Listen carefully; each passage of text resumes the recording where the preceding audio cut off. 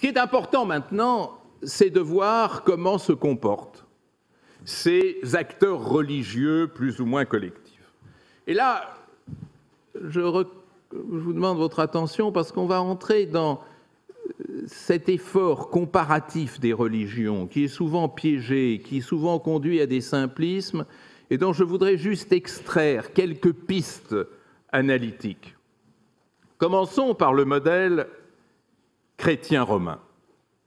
Le christianisme romain se distingue de toutes les autres religions, je dis bien de toutes les autres religions, par son caractère centralisé et d'un certain point de vue bureaucratisé. Je vous rappelais cette phrase fondatrice de l'Église, prononcée par le Christ au Jardin des Oliviers, lorsqu'il disait à son plus fidèle apôtre, Pierre, tu es Pierre et sur cette pierre je bâtirai mon Église, tout ce qui sera lié par toi sur terre sera lié par moi dans le ciel, ce qui sera délié par toi sur terre sera délié par moi dans le ciel. Qu'est-ce que cela veut dire? Ça veut dire trois choses, mesdames et messieurs, que je vous demande d'avoir en tête. Premièrement, le christianisme romain s'affirme comme une religion de délégation.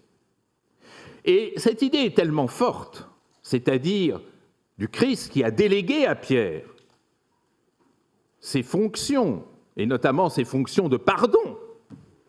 Le Christ qui a ainsi délégué à Pierre aurait lancé une grande aventure qui est celle de la conception occidentale de la représentation.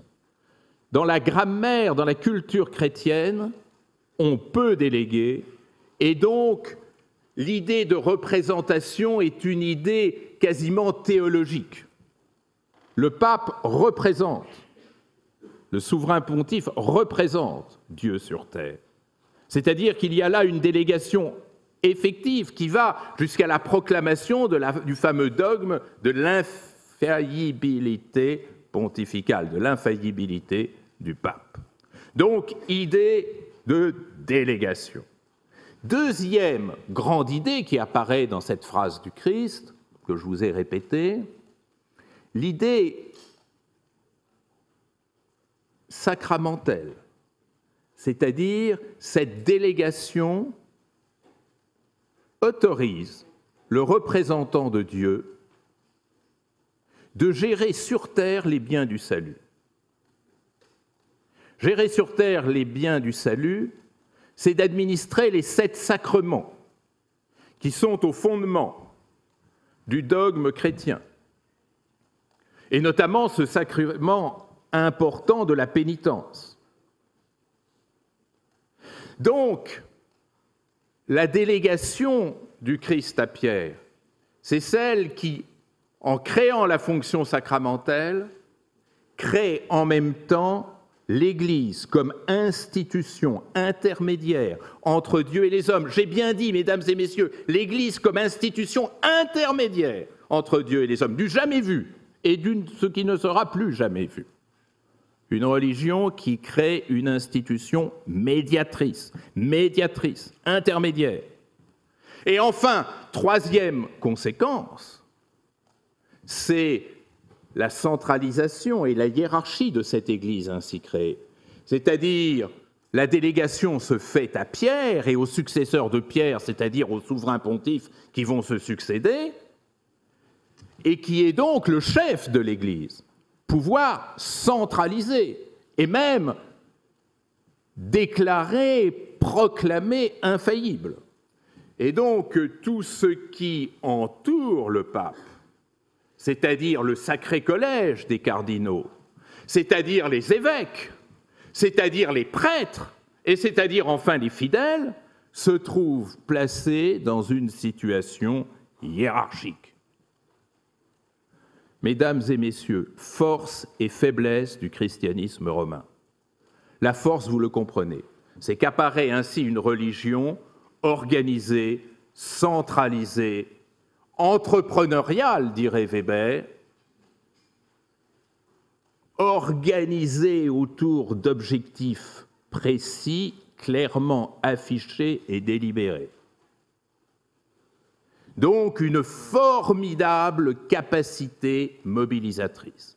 formidable capacité mobilisatrice. Mais faiblesse du christianisme romain, cette centralisation est tellement forte qu'elle laisse peu de place à la diversité, à la pluralité, encore moins à la contestation. L'Église, comme disait Jean-Paul II, ne connaît pas la démocratie. C'est une ecclésiologie centralisée. Et donc, tout malaise, toute difficulté, toute tension à l'intérieur de l'Église n'a d'autre choix que de s'incliner. C'est ainsi que la théologie de la libération a dû, en 1979, s'incliner devant les injonctions du nouveau pape Jean-Paul II. Ce qui veut dire que ce que l'Église chrétienne romaine gagne en capacité, elle le perd en diversité, et perdant le droit à la diversité, celles et ceux qui ne s'y retrouvent plus, que font-ils? Ils changent de religion. 600 000 conversions par an du christianisme romain vers le christianisme réformé en Amérique du Sud. Grand événement social et politique propre à ce continent. Le modèle chrétien réformé, c'est exactement l'inverse. C'est-à-dire, rappelez-vous ce que je vous disais du moine Luther, qui contestait la capacité médiatrice de l'Église. Donc le message réformé va être de dire quoi? On a été trop loin dans l'affirmation d'une médiation entre Dieu et les hommes. On a été trop loin dans l'affirmation des capacités, du pouvoir et de la puissance de l'Église. Il faut diminuer cette capacité médiatrice de l'Église. D'où effectivement la critique de la réforme contre les sacrements. Cette simplification, voire à son extrême, cette disparition de la fonction sacramentelle avec la réforme. Et du coup, la disparition avec la réforme d'une Église centralisée. La réforme qui va peu à peu progresser dans le contexte de la Renaissance va désormais se marier avec les nations. Et en fait, d'une Église universelle, vous allez voir se constituer des églises nationales, en Scandinavie notamment, qui vont favoriser la construction nationale dans ces pays, mais qui vont en même temps segmenter le monde de la réforme, le décentraliser, lui donner dans cette capacité de souplesse, d'élasticité que n'a pas le christianisme romain, mais en même temps va lui faire perdre cette vertu mobilisatrice et cette capacité homogénéisante propre au christianisme romain.